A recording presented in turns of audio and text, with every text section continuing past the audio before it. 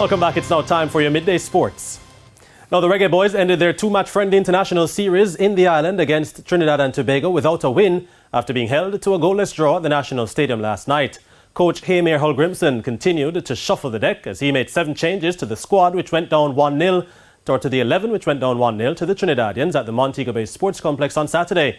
But despite ringing the changes, the boys failed to break down their Caribbean neighbours for a second successive contest. Coach Hulgrimson looked at the matches as an audition or as auditions for players.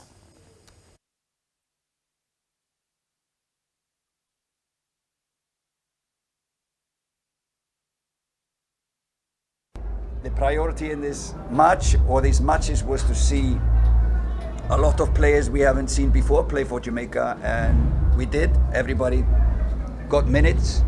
Some of them really did well with their minutes. Some we need to wait for maybe a little bit longer, so I'm happy with having these games. The boys now turn their attention to their CONCACAF Nations League match away against Mexico on March 26.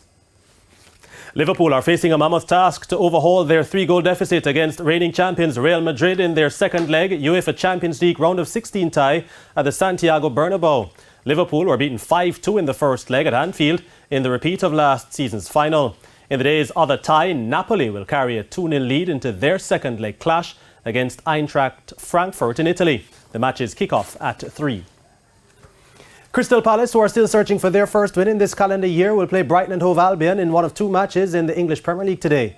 Brighton, meanwhile, could draw level with Liverpool on points with a win over Palace. Over at the St Mary's Stadium, Southampton welcome Brentford in a game which has huge implications for the hosts. Southampton could climb out of the relegation zone with a win, but face a Brentford team which had gone 14 games unbeaten before their match at the weekend.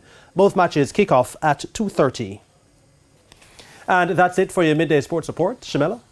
Thank you, Jordan. And that's the Midday News. I'm Shamela Pullen. Join us at 7 for Primetime News. On behalf of the news, sports and production teams, good afternoon.